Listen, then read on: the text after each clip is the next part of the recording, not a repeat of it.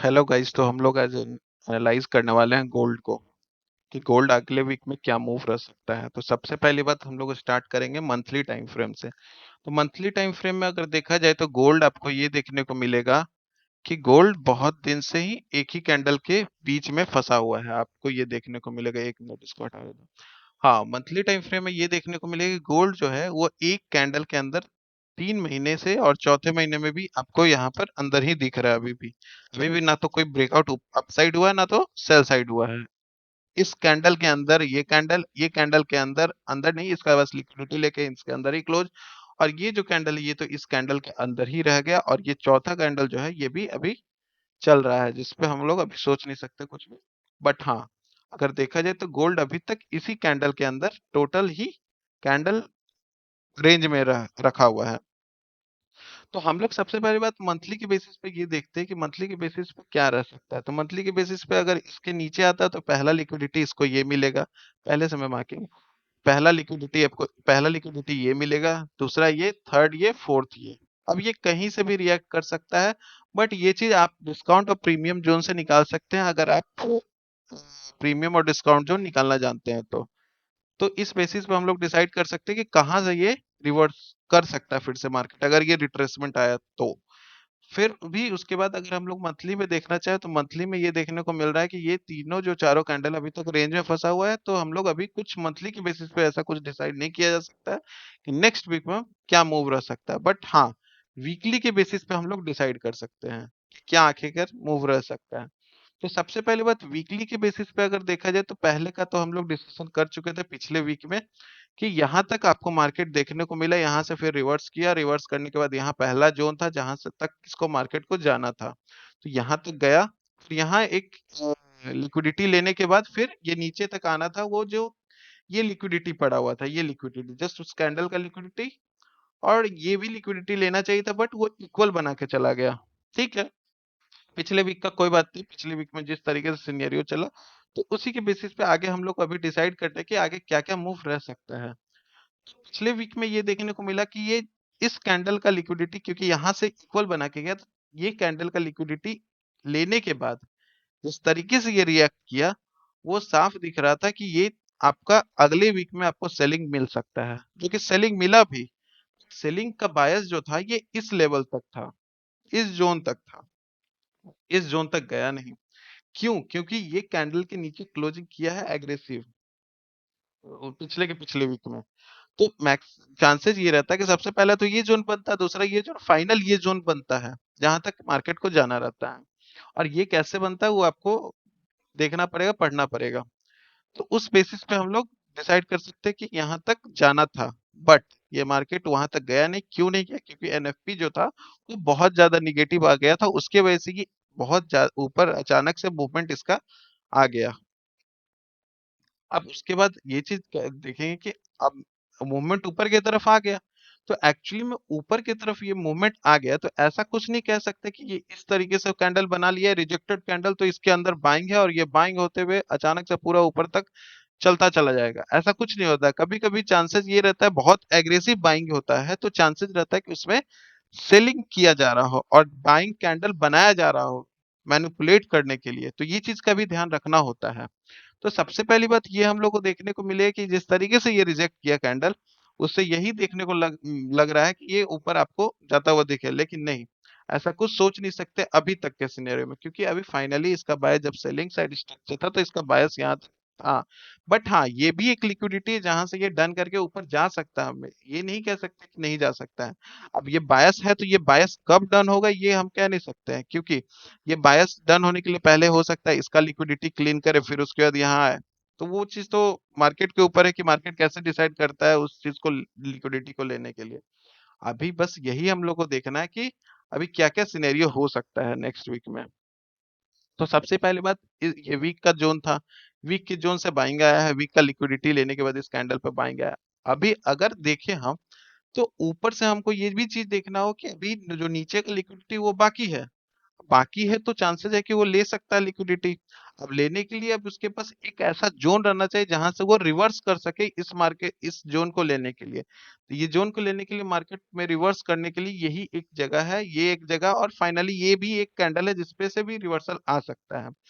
But ये candle हम इस बेसिस पे निकालते हैं कि ये डिस्काउंट के बाद प्रीमियम जोन जो है वो पहला जोन यहीं पे बना रहा है, आपको अगर देखने को मिला तो। जैसे कि अगर हम लोग मार्किंग करते हैं तो मार्किंग करने पे ये आता है कि डिस्काउंट के बाद जस्ट ये प्रीमियम जोन बन रहा है, जहां से ये एक कैंडल बन रहा है फेयर वैल्यू के जस्ट ऊपर, जहां से एक रिजेक्शन मिल सकता है, और रिजेक्शन के बाद यहां तक आपको टारगेट देखने को मिल सकता है।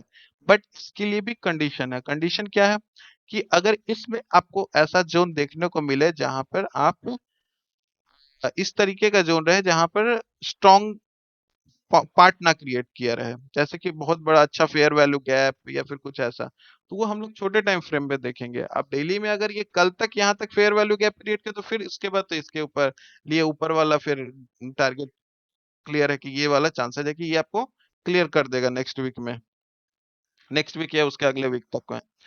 तो ये चीज आपको डेली के बेसिस पे भी देखना होगा, 4 आवर के बेसिस पे भी देखना होगा किस तरीके से मार्केट सिनेरियो क्रिएट कर रहा है।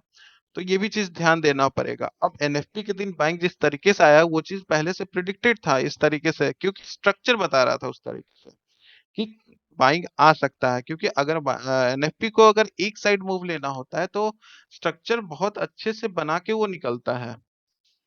तो हम लोग सबसे पहली बात यहाँ देखते हैं, वो चीज तो ठीक है, उसके लिए भी हम लास्ट में डिस्कस कर लेंगे, बट अभी हम लोग देखते हैं कि ये जिस तरीके से जोन बनाया तो उसके बेसिस पे हम लोग क्या नेक्स्ट प्ले करेंगे।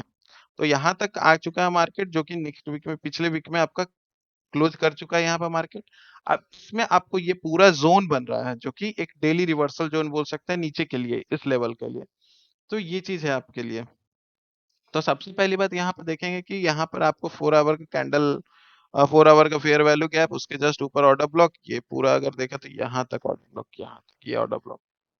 तो यहाँ तक आपको ऑर्डर ब्लॉक देखने को मिला, और यहाँ तक में आपका अभी 50% के पास लेवल के पास है। बाकी उसके ऊपर भी एक फेयर वैल्यू गैप है, जस्ट ये छोटा सा ऑर्डर ब्लॉक। तो ये भी एक रिजेक्शन जोन से हो सकता है, और लास्ट फेयर वैल्यू गैप तो है ही है, क्योंकि ये जोन हम सिर्फ इस बेसिस पे लिए क्योंकि ये प्रीमियम के जस्ट ऊपर था। प्रीमियम के जस्ट ऊपर कभी कभी ऐसा होता है कि प्रीमियम के जस्ट ऊपर वाला चल जाता है, लास्ट ऑर्डर ब्लॉक तक नहीं आता है, लास्ट फेयर वैल्यू गैप तक नहीं आता। तो इस सिचुएशन को डील करने के लिए इस तरीके से मैं बनाया हूँ कि अगर ये कोई भी डेली के बेसिस पे अगर ये आपका जोन बन रहा है तो डेली के बेसिस पे जोन मैंने मार्क किया 50%। 50% के जस्ट ऊपर जो जोन बन रहा है उसके बाद 4 आवर में जाकर रिफाइन किया। रिफाइन करने के बाद उसमें भी जो अच्छा जोन बन रहा है रिसेंट में, पहले उस पे देखा कि क्या कैसा रिएक्शन मिल रहा है, उसके बेसिस पे मैं प्ले किया। अब उसके बेसिस पे अगर आप प्ले करिए हो तो आप अगर अच्छे स्ट्रक्चर प्ले कर रहे हो तो यहाँ तक में आपको 1:3 सफिशिएंट मिल सकता है आराम से, या फिर यहाँ तक में भी मिल सकता है छोटे सेल के साथ। तो वो चीज तो आपको मार्केट के कंडीशन पे डिसाइड करना होगा। अभी तो आप यही सोच सकते हैं कि यहाँ पे क्या सिनेरियो क्रिएट करें जहां से हम सेलिंग जा सकते हैं, इसलिए सेलिंग जाने का सोचना है क्योंकि ये हो सकता है टारगेट। और नहीं तो सबसे पहला चीज तो ये जिस तरीके से ये जोन बना के जा रहा है वो टारगेट यहाँ भी रह सकता है, क्योंकि यहाँ पर एक जोन जो जिस तरीके से ये फेयर वैल्यू गैप बना है, ये बहुत अच्छा फेयर वैल्यू गैप है, जो कि चांसेस है कि प्ले हो सकता है। ये बाइंग साइड के लिए इसको यहाँ तक ले जाने में हेल्प कर सकता है। वो कल डिसाइड कर सकते हैं हम लोग, मंडे या फिर अगले वीक में डिसाइड कर सकते हैं, अगले वीक के अगले अगले डे के कैंडल के बेसिस पे, कि अगर ये कैंडल यहाँ तक क्लोज कर दिया, इसको फेयर वैल्यू गैप डेली में नहीं बनाने दिया, तो चांसेस है कि नीचे की तरफ मूव आपको देखने को मिल सकता है। ये श्योर 100% नहीं होता है, बट आपको चांसेस है कि ये देखने को मिलेगा प्रोबेबिलिटी के बेसिस पे। अभी जो सिनेरियो है यहाँ पर आपको यहाँ या फिर इस जोन से आपको सेलिंग का अगर एक अच्छा फेयर वैल्यू गैप 15 मिनट में देता है तो आप सेलिंग के लिए ट्राई कर सकते हैं। और 15 मिनट का फेयर वैल्यू गैप देने के बाद ये भी देखना होगा कि 15 मिनट का कैंडल बन रहा है, एक कैंडल बना, दो कैंडल बना, तीन कैंडल बना, चार कैंडल, 5-7 कैंडल बनने के बाद आपका 1 घंटा का भी जोन बनेगा। 1 घंटे का आपको देखना होगा कि 1 घंटा में ये 3 कैंडल स्विंग बना रहा है या नहीं। अब 3 कैंडल स्विंग मतलब ये 3 कैंडल स्विंग, अच्छा अगर आपको देखना है कि सच में अगर आपको सेलिंग वहां से डिसाइड करना है, तो इस तरीके से बनना चाहिए। ये कैंडल फिर ऊपर वाला कैंडल फिर सेकंड कैंडल थर्ड कैंडल जो होगा इसके नीचे क्लोज होना चाहिए। अब ये चीज आप 15 मिनट में आपको 1 आवर की कैंडल में ही हो सकता है 15 मिनट का फेयर वैल्यू गैप मिल जाए और वहां पर आपको एक ऑर्डर प्लेस करने को मिल जाए। उसके बाद आपको फिर ये नीचे की तरफ मूव लेता हुआ दिख जाए, अगर उसको 1 आवर में 3 कैंडल स्विंग बनाना है तो। नहीं अगर आपको मूव करता हुआ दिखे तो आप 1 मिनट आपको वेट करना होगा। 1 मिनट इन द सेंस आपको वेट करना होगा। वेट करने के बाद आपको डिसाइड करना होगा कि ये रेंज में रह रहा और ये फेयर वैल्यू गैप लेके रेंज में यहीं पर रेंज कर रहा है, कोशिश नहीं कर रहा है कि इसके नीचे क्लोज कर पाए, तो आपको ऑर्डर को निकाल सकते हैं। क्यों? क्योंकि चांसेस है कि आपको अगले सेशन में इसका लिक्विडिटी लेते हुए देखने को मिले। फिर उसके बाद अगर 5 मिनट में भी, इसके बाद अगर 5 मिनट में भी अच्छा फेयर वैल्यू गैप बना है तो आप सेलिंग के लिए प्लान कर सकते हैं। तो ये चीज है बहुत बार ट्रेड से बचने का, बहुत निगेटिव ट्रेड से बचने का, अगर आप ले चुके हैं उसके बाद भी है। क्योंकि छोटे टाइम फ्रेम का कंफर्मेशन उतना वैल्यूएबल नहीं होता जितना बड़े टाइम फ्रेम का कंफर्मेशन होता है। तो ये चीज को आपको ध्यान रखना होगा। ये बहुत जरूरी है क्योंकि मार्केट स्ट्रक्चर तो सब लोग सीख जाते हैं लेकिन एंट्री पॉइंट एग्जिट पॉइंट वो नहीं समझ पाते हैं।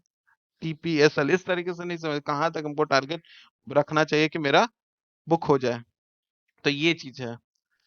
इस बेसिस पे हम लोग ये करेंगे कि यहाँ पर आपको अगर देखने को मिला इस तरीके से सिनेरियो कि यहाँ पर आपको 15 मिनट का यहाँ पर या फिर यहाँ पर भी दिखा, तो आप आराम से सेल के लिए जा सकते हैं। सबसे पहला टारगेट ये रखना होगा आपको, ये टारगेट, ये टारगेट।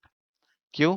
क्योंकि यहाँ पर एक 3 कैंडल जो है इसके बाद just fair value gap start हो रहा, और एक तरह से बोल सकते हैं ये मिटिगेशन ब्लॉक टाइप से प्ले करेगा। बाकी ऐसे तो मिटिगेशन ब्लॉक यहाँ पे है, बट ठीक है इस लेग में, ये पूरा लेग अगर हम मानते हैं तो ये 4 आवर में, 4 आवर में या फिर जिसमें भी आपको ये मिटिगेशन ब्लॉक टाइप सा देखने को मिलेगा। कि ये एक फाइनल जो है वो टारगेट आपको ध्यान रखना होगा, ज्यादा प्रीफर ये करिएगा। अगर यहाँ पर रिएक्शन नहीं मिलता उस तरीके से तो आप यहाँ तक टारगेट आराम से रख सकते हैं, बुक कर सकते हैं। बट हाँ ये चीज मत डिसाइड कर लीजिए यहाँ से डायरेक्टली गिरा तो यहाँ तक हम टारगेट रख ले, क्योंकि ये सिनेरियो तब हो सकता है जब बहुत ज्यादा आपको एग्रेसिव यहाँ तोड़ता हुआ दिखेगा, तभी यहाँ तक जाने का चांसेस है। अभी कुछ भी नहीं कह सकते कि यहाँ तक मार्केट डायरेक्टली चला ही जाए, क्योंकि अभी बचा हुआ, मानते हैं लिक्विडिटी बचा हुआ, बट ये कुछ सोच नहीं सकते क्योंकि ऊपर का भी लिक्विडिटी एक बचा हुआ है। चांसेस ये है कि अगर ये अच्छा जोन बनाता तो यहाँ से रिवर्स करके यहाँ टारगेट लेके फिर उसके बाद नीचे की तरफ मूव ले सकता है, या फिर डायरेक्टली ऊपर निकलता चल जाए, वो डिपेंड करता है मार्केट के ऊपर। अब हम लोग आते हैं कि नेक्स्ट वीक का पता चल गया, या तो ये जोन हो सकता है आपको सेलिंग के लिए, और यहाँ के बाद यहाँ अगर आता है और यहाँ आने के बाद एक अच्छा रिएक्शन देता है तो आप बाइंग के लिए जा सकते हैं आराम से। आपको 1:3 1:2 जो भी जिस तरीके से आप डिसाइड करते हैं रिस्क एंड रिवॉर्ड रेशियो, तो यहाँ से आप बाइंग के लिए जा सकते हैं। क्योंकि मैक्सिमम चांस है कि आपको यहीं से मार्केट रिवर्स करता हुआ दिखेगा। अगर सच में रिवर्स करना हो, बहुत कम चांस रहेगा कि यहाँ तक मार्केट आते हुए दिखेगा। तो ये चीज थोड़ा सा ध्यान देना है। हो सकता है डायरेक्टली इसको टच भी ना करे, छोड़ के भी निकल जाए, तो ये चीज ध्यान रखना होगा। तो ये सिनेरियो है नेक्स्ट वीक का। बट हम लोग अब देख लेते हैं अब एनएफपी में कैसे प्ले हुआ था। अब एनएफपी के दिन जो सिनेरियो था, एनएफपी के दिन ये डेली का लेवल था आपका, डेली का एक लिक्विडिटी स्विंग जोन था जहां का लिक्विडिटी लेके एक रिजेक्शन अच्छा कैंडल दिया था, और वीकली में भी एक कैंडल था जिसका लिक्विडिटी लेके ये रिएक्ट किया था। अब हम लोग देखें कि वीकली और डेली का तो था, बट हम लोग कैसे डिसाइड करें कि यहाँ बाइंग आ सकता है एनएफपी पे। तो बाइंग आने के लिए डिसाइड हम लोग इस तरीके से कर सकते हैं कि सबसे पहली बात तो हम लोग देखें कि ये फेयर वैल्यू गैप बनाया है या नहीं 4 आवर में। फोर इसलिए फेयर वैल्यू गैप हम लोग को देखना होता है क्योंकि आपको ये चीज देखना होगा, क्योंकि ये जोन जिस तरीके से था इसका टारगेट कहीं और था, तो ये कहीं और से मूवमेंट लेना स्टार्ट कर दिया था एक अच्छा फेयर वैल्यू गैप। आपको बड़े टाइम फ्रेम का फेयर वैल्यू गैप देखना पड़ेगा, नहीं तो आप हमेशा चांसेस है कि आप फंस सकते हैं। इसलिए 4 आवर में हम लोग को देखने को ये मिला कि ये फेयर वैल्यू गैप बना के बैठा हुआ है, और यहाँ से ये रिजेक्ट जिस तरीके से कर रहा है, ये रिट्रेसमेंट टाइप का रिजेक्ट, ये इस लेवल को तोड़ने वाला रिट्रेसमेंट नहीं था या रिवर्सल नहीं था। ये आप जिस तरीके से देखिएगा मार्केट स्लो स्लो स्लो आ रहा है, और एनएफपी आया, एनएफपी के दिन आपको निकल गया ऊपर। और एनएफपी के दिन प्ले कैसे कर सकते हैं वो भी चीज देखना होगा। अब एनएफपी के दिन प्ले करने के लिए हमको सबसे पहली बात यहाँ से डिसाइड करें कि यहाँ पर सबसे पहले प्रीमियम और डिस्काउंट जोन कहाँ बन रहा है। प्रीमियम और डिस्काउंट जोन आपको ये देखने को मिलेगा, डिस्काउंट जोन ये है, ऑर्डर ब्लॉक ये है। अब यहाँ ऑर्डर ब्लॉक पे टच किया, टच करने के बाद आपको ये देखने को मिलेगा 15 मिनट में क्या बना रहा है। 15 मिनट में जहां भी फेयर वैल्यू गैप है ना, वहां से आप बाइंग के लिए आप बैठ सकते हैं। सबसे पहली बात यहाँ पे आपको देखने को मिला, तो आप सिंपली यहाँ से आप आराम से बैठिए, और बैठने के बाद आपको 1:2 1:3 आराम से मिल जाएगा। आप एनएफपी तक भी आपका क्लियर बायस है तो आप बैठ सकते हैं, एनएफपी तक 1:3 तक आपको आराम से टारगेट देखने को मिल गया। तो ये चीज होता है, इस तरीके से प्ले करना होता है ऑर्डर लेवल को। अब हम लोग आते हैं, ये चीज देखते हैं, एक चीज और इम्पोर्टेंट है क्या। अब जिस तरीके से यहाँ तक, जैसे कि आपको बहुत जगह पॉइंट मिला हो जहां पर फेयर वैल्यू गैप था, जब सेलिंग साइड मार्केट आ रहा था, यहाँ था, यहाँ था, यहाँ था, तीन जगह था। बट आप तीन जगह में से कहीं भी आप देखिएगा तो आपको देखने को नहीं मिलेगा कि यहाँ पर एक कैंडल अच्छा बना पा रहा है, ये इस कैंडल के ऊपर तक क्लोज नहीं कर पा रहा है, ये भी इसमें भी आपको इस कैंडल के ऊपर तक क्लोज करता हुआ नहीं मिल पा रहा है, इस कैंडल के ऊपर तक क्लोज करता हुआ नहीं मिल पा रहा। अच्छे से, तो ये सिनेरियो यही क्रिएट कर रहा है कि ये आपको नीचे की तरफ मूव लेगा। यहाँ पे जिस तरीके से मूवमेंट था, आपको मूवमेंट देख के ही पता चल जाए कि इस तरीके से मूवमेंट है यहाँ पे। और ये चीज, ऐसा सिचुएशन जब बनता है तो ये बहुत कम चांसेस है कि बहुत ज्यादा रिट्रेसमेंट कर पाए। वो रिसेंट इसको जो लेवल मिलेगा वहीं से ये रिएक्ट करके वो आपका सेलिंग की तरफ मूव कर सकता है, जैसे कि ये लेवल था इसके लिए। और इसके लिए तो कुछ भी ऐसा मिला नहीं जिसके बेसिस पे हम सेल डिसाइड कर, बस इसमें आपको देखिएगा सेशन में जाने के बाद आपको ये देखने को मिलेगा कि यहाँ पर एक एक घंटे का फेयर वैल्यू गैप बना था अचानक से सुबह सुबह। क्योंकि अगर सच में इसको जाना था तो नीचे से फेयर वैल्यू गैप बना था, नहीं वो चीज नहीं करके ये नीचे की तरफ फेयर वैल्यू गैप, जस्ट नीचे की तरफ फेयर वैल्यू गैप जैसे बनाया हो उस तरीके से आप ऑर्डर ले सकते हैं। एग्रेसिव आपका नेचर है तो इस तरीके से यहाँ पे प्लेस कर सकते हैं। तो ये चीज होता है सिनेरियो, बहुत सारा सिनेरियो जिस बेसिस पे आप एंट्री और एग्जिट पॉइंट अपना बना सकते हैं। तो ये इस बेसिस पे आप इसमें देख लीजिए, ये भी इस तरीके से था। तो आप यहाँ पे कंफर्म तो हो सकते थे आराम से, ये मूवमेंट पकड़ा जा सकता था। तो यही चीज है, आगे का मूव भी इसी तरीके से आपको देखने को मिलेगा। आपको पता चल गया क्या क्या मूव है, बस ध्यान से, बस ध्यान रखना होगा कि क्या क्या कहाँ पे पॉइंट है, बस यही चीजें हैं। तो इस तरीके का कंटेंट अगर आपको अच्छा लगता है तो शेयर कर दिए, सब्सक्राइब कर दीजिए और लाइक करिए। और आगे भी इस तरीके का कंटेंट बनाता रहूंगा। Thank you.